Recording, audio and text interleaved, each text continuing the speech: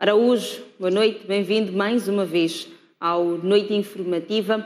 Qual é o pensamento de Mondlane que se pode recuperar hoje e aplicar para melhorar e desenvolver rapidamente o país? Bom, boa noite, colegas do painel, boa noite aos telespectadores da STV.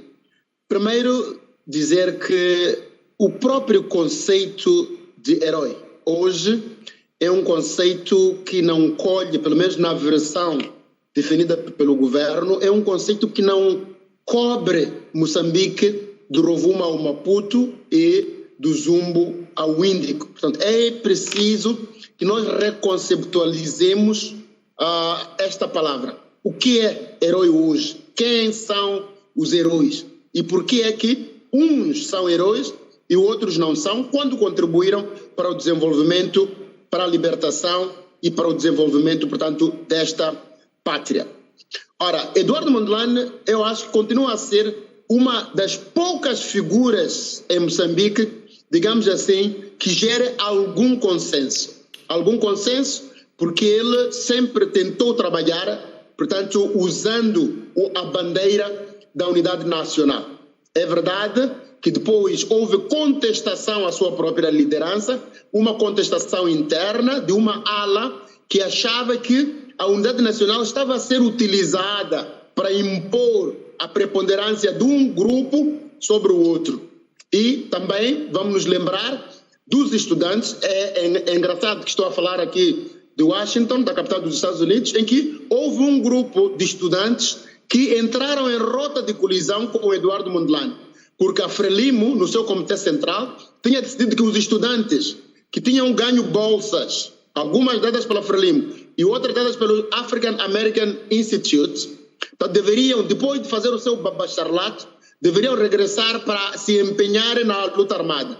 E na percepção desses estudantes, havia dois pontos fundamentais na carta que eles publicaram em 1968. Uma, acusavam de que Mondlane queria ser o único doutor na Frelimo. A outra era de que aquele chamamento para que eles interrompessem os estudos era para que eles fossem, digamos, assassinados no campo da batalha, como aconteceu com muitos combatentes. Ora, mas mesmo assim, apesar destas duas nuvens, digamos que pautam e que cobrem a figura de Mondlane, Mondlane continua a ser o dirigente da Frelimo mais consensual. Aquele que me parece, eu penso que por causa da sua experiência profissional, sabemos que ele estudou nos Estados Unidos, fez o seu doutoramento na Northwestern University e na Syracuse University, mas também foi funcionário das Nações Unidas. Portanto, essa experiência acadêmica, especialmente no ramo da antropologia e da sociologia, permitiu a Eduardo Mondlane fazer as leituras necessárias que possibilitaram a que houvesse uma espécie de um acordo dentro da Frelimo, em que o dirigente era do sul do país e o vice-presidente era, portanto, o senhor Simango, da região, o reverendo Simango, do centro do país. Isso trouxe algum equilíbrio durante algum tempo, mas depois viram-se as clivagens que surgiram e aquilo que depois todos nós aprendemos na história e acabou levando à própria morte do Mondlane, ao assassinato bárbaro de Eduardo Mondlane e, portanto, à expulsão e depois também ao assassinato bárbaro do seu número 2,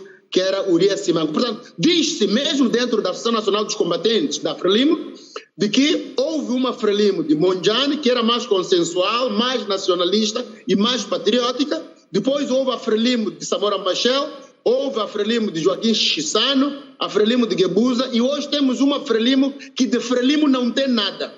É uma Frelimo racial, é uma Frelimo onde se vende o voto, onde há corrupção, onde até para ganhar as eleições internas deve-se recorrer à corrupção e a subornos, que eu acho que esta Frelimo não tem nada a ver, nem com a Frelimo de Samora Machel, muito menos com a Frelimo de Eduardo Mondlane. O que fica da figura, apesar de alguns pontos de discórdia, a figura de Eduardo Mondlane está ligada ao conceito da unidade nacional.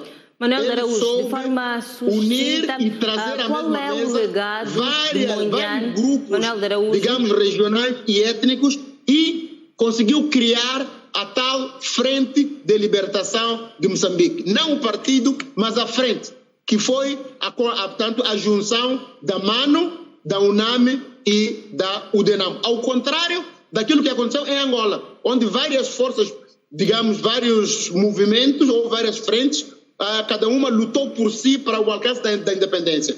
Moçambique e Eduardo Mondlane teve essa virtude de ter conseguido unir essas frentes antes da declaração do início da Guerra de Libertação Nacional. Eu acho que isso a ele ninguém vai tirar. Manuel de Araújo, hoje quais são os pensamentos, quais são os ideais de Eduardo Mondlane que podem ser recuperados para a reconstrução da nossa sociedade? Unidade na diversidade. Portanto, a antropologia é uma das ciências que nos ensina, apesar da sua origem, digamos, europeia ou por aí americana, portanto, ocidental, a antropologia dá-nos instrumentos, quer teóricos, quer práticos, para respeitarmos a nossa origem, para respeitar a nossa cultura. Portanto, no lugar do grande chavão, da palavra de ordem, matar a tribo para construir a nação, eu penso que com Eduardo Mondlane nós teríamos conseguido, e é esse princípio que temos de resgatar, construir a nação a partir da tribo. Eu acho que é possível.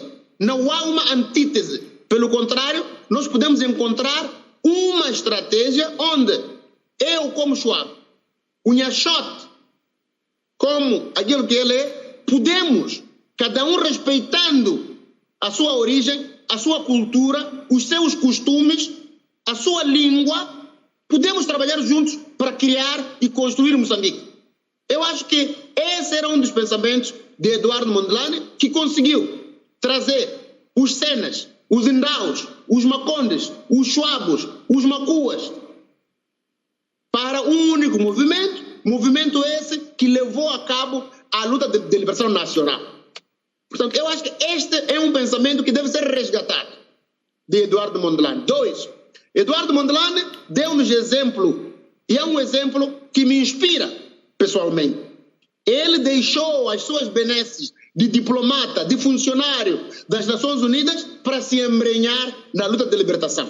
Deixou um salário digno, deixou um emprego digno para voltar e dar a sua vida para que Moçambique fosse independente. Se 1/3 dos nossos dirigentes hoje se inspirassem em Eduardo Mondlane, de primeiro no sacrifício e o último no benefício, eu acho que Moçambique estaria num outro patamar. Portanto, este para mim é um segundo ensinamento, é uma segunda fonte de inspiração de Eduardo Mondlane. E a terceira fonte é a união entre o conhecimento e o trabalho de construção da nação moçambicana. Portanto, Eduardo Mondlane, entanto que acadêmico, soube casar os ideais, as teorias, à prática, trazendo a sua experiência, quer acadêmica, quer diplomática, para o campo da batalha. Aí onde ele era mais preciso. Ele podia ter ficado nos Estados Unidos, podia ter continuado como funcionário das Nações Unidas, mas ele deixou isso tudo para lutar para a libertação do seu povo. Eu pergunto, quantos moçambicanos hoje fariam isso? Eu lembro-me, aliás, todos os dias, encontro-me com colegas meus, com pessoas que dizem: Araújo, tu és maluco. Como é que tu deixaste a tua vida acadêmica, a tua vida internacional para para estar no município de Climane? Eu penso que essas pessoas não aprenderam nada de Eduardo Mondlane. Eu acho que Eduardo Mondlane continua a ser um professor, continua a ser um exemplo, e acho que todos os moçambicanos deveriam se inspirar em Eduardo Mondlane. Obrigada, Manuel de Araújo. Vamos